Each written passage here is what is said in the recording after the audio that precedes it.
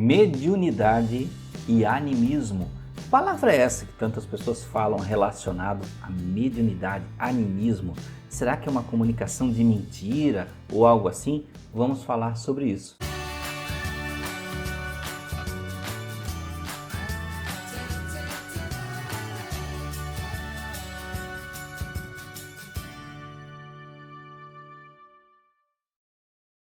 Olá amigos do canal Aprendendo sobre Mediunidade, sejam bem-vindos.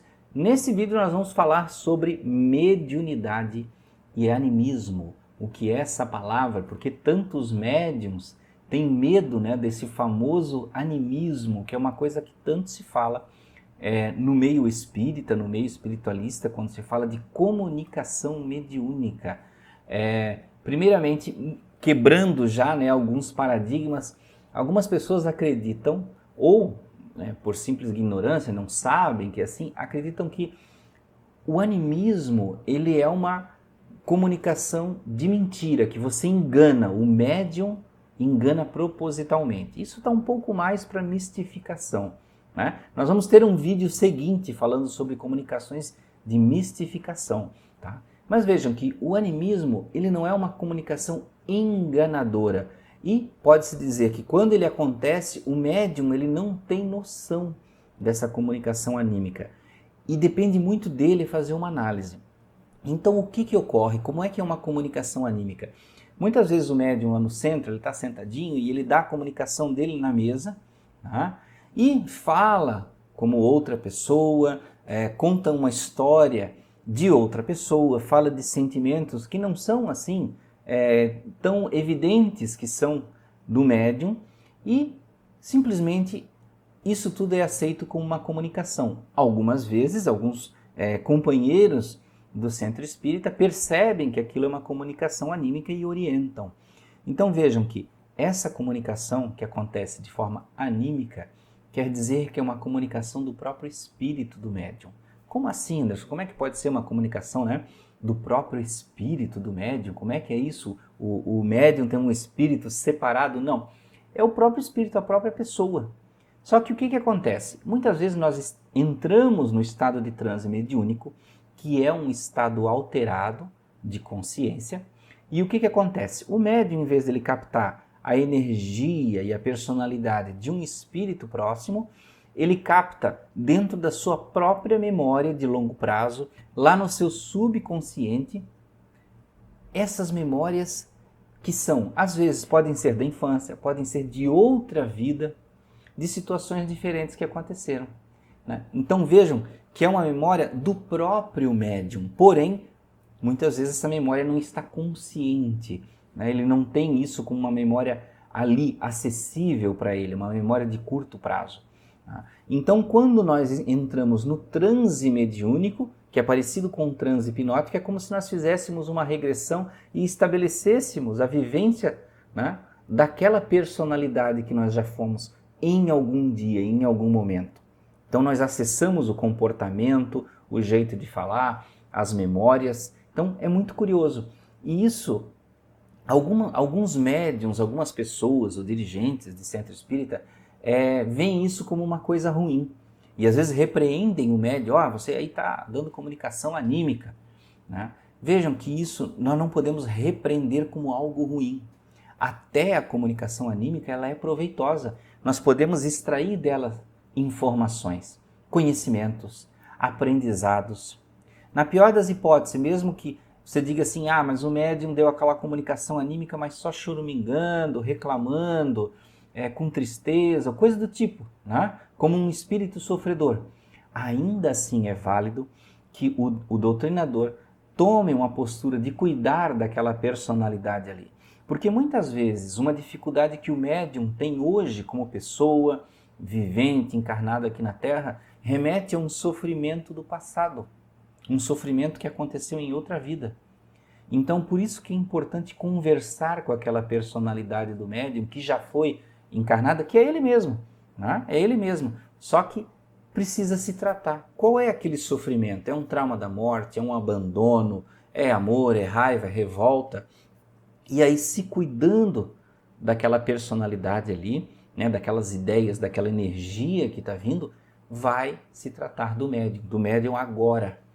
Né? Nós vamos oferecer mais saúde para aquela pessoa, porque são questões passadas que ele não conseguiu superar. Então, por isso que é importante o doutrinador ter essa consciência. Não é porque é anímica que eu vou dispensar, que eu vou mandar embora. Né? Você tem que cuidar dessa personalidade também, porque você vai estar ajudando o seu companheiro, seu amigo médium. Mas ele não sabia que era. Não, aí depois é uma questão de todos conversarem e se orientar. Porque muitas vezes o médium não sabe mesmo, ele confunde essa comunicação com ideias de um espírito comunicante. Tá? Mas com uma análise de grupo ali bem orientada, a gente pode chegar numa solução. Então veja que não é uma coisa que nós temos que demonizar no centro espírita. No passado, né, tinha muito essa coisa, eu tenho medo de animismo. Nós não temos que ter medo de animismo. É claro, desde que não fique em todas as comunicações você dando comunicações anímicas, né? Senão já vira uma confusão. Às vezes, algumas pessoas, elas entram num estado alterado de consciência e não acessam, digamos, uma memória lá do passado. Elas externalizam nesse estado alterado de transe os seus desejos, os seus anseios, os seus sofrimentos, aquilo que ela não consegue falar conscientemente, ela fala no momento do transe, que é muito parecido com a hipnose, como eu falei antes. Na hipnose a gente faz esse mesmo tipo de trabalho, de colocar a pessoa no estado de transe para que ela acesse justamente aquilo que ela não consegue reconhecer, que ela não se abre para poder tratar. Então vejam que ainda assim é válido cuidar e você vai ajudar muito o médium. E muitas vezes essa comunicação anímica pode trazer informações importantes de conhecimentos passados, sejam históricos ou conhecimentos, vivências que sejam importantes a gente saber. E ter a informação daquilo ali para trazer algo a mais para a nossa vida, um conhecimento a mais, um aprendizado a mais. Então vejam que toda comunicação mediúnica é uma comunicação do médium com memórias dele que estão no subconsciente, que são memórias de longo prazo, que pode ser lá da infância, pode ser de outra vida, ou pode ser desta agora, deste momento, porém, aquilo que ele não coloca para fora, aquilo que ele não falaria se você perguntasse diretamente. E nós sabemos que as pessoas têm essas coisas, né? Às vezes você não consegue identificar exatamente o que te deixa infeliz, o que te incomoda, e aí num estado alterado você consegue colocar isso para fora. Porém, devemos ter muito cuidado para que o médium não fique condicionado a essas comunicações. Porque às vezes o médium, por colocar para fora aquele sentimento, ele fica tão acostumado com aquela comunicação que vira uma catarse para ele, né? Colocar aquilo para fora, ele se sente melhor depois. Só que aí, o que acontece? Toda reunião mediúnica, ele fica monopolizado por esse tipo de comunicação. Aí fica prejudicial para o médium, porque ele tem que dar passagem para outros tipos de espírito, para outras necessidades. Senão, o trabalho mediúnico que seria para ajudar muitos, acaba sendo só um tratamento para o próprio médium, o tempo todo visando o próprio médium. Então, é questão de separarmos, né? Cada coisa tem o seu momento, cada coisa tem a sua necessidade.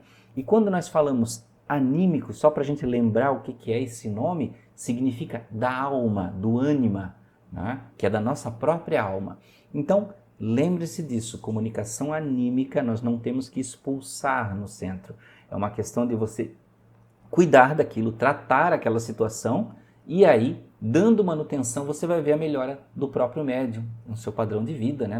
Na sua saúde, né? Ele vai ter uma qualidade de vida muito melhor. Bem, meus amigos, espero que tenham gostado dessa explicação aqui sobre animismo, né? Não precisamos mais ter essa coisa de medo, né, do animismo.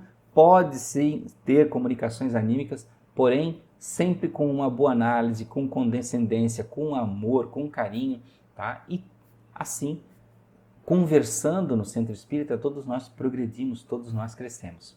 Então, meus amigos, muito obrigado por ficar até aqui mais um vídeo. Até a próxima!